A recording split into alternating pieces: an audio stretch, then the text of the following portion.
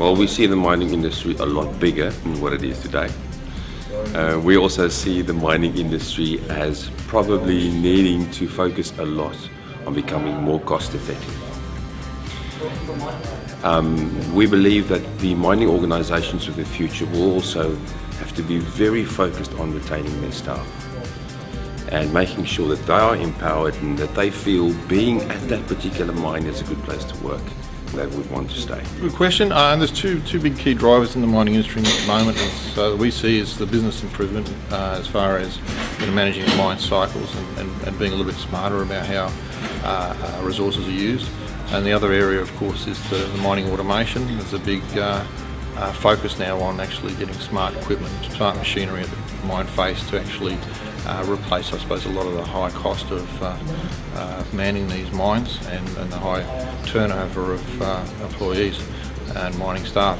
So we're getting a lot of inquiries, I suppose, from large mining companies to say, right, okay, how can we move to the next stage and actually operate automatic equipment and actually have live data coming from truck fleets or coming from underground equipment so that we can actually have a more control and more live information.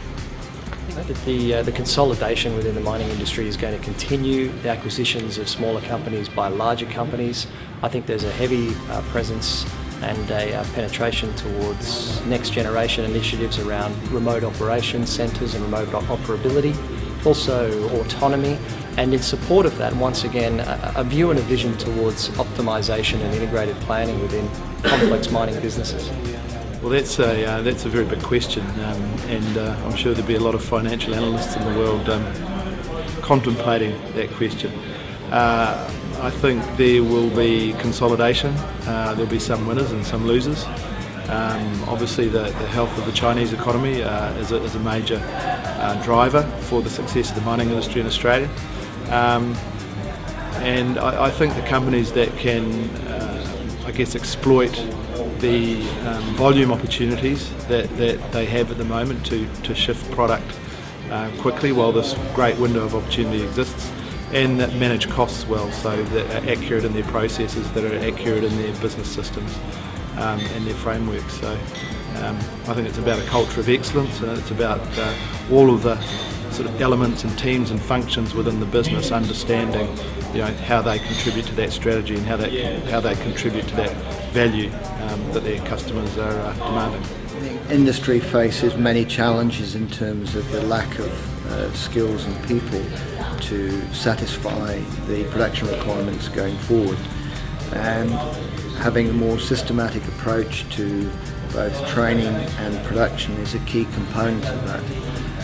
We hope to be able to assist them with more formalised methods of production management, which encompass a component of business improvement. I think 2 to 3 years is a reasonably short time, so the mining industry I think will be on the same path, especially in Australia. We have a huge amount of new projects coming on board, capital being invested, and new capacity being generated.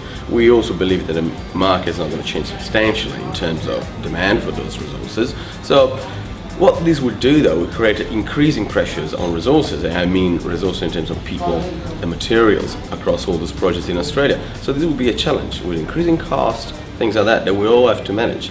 Especially the people side, we know how important it is. Innovative ideas in that area to retain, attract, upskill, make people work safely, I think will go a long way in my industry and will have a huge potential. Secondly, I think we need to understand the global market. I think there is sovereign debt risks and volatility. They will impact mining conditions, so increasing some risk for mining companies.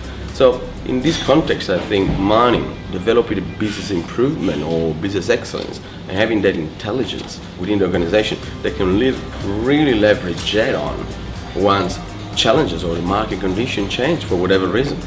What has been seen in my experience in some projects in the past, that done just before the global financial crisis, around the financial crisis, those people with intelligence or business improvement, valuation, understanding what the priority bottlenecks of your industry, of your companies are, they really help you when things do change, because they understand what the levers are and how you can make decisions.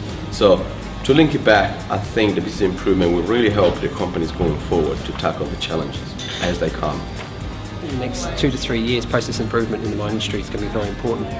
A lot to do with the fact that there's going to be change in the industry, there's going to be more competition, there might be a slight downturn in supply and requirements. So I think having more intelligence about your business and have better understanding of your processes will allow you to adapt to that change better.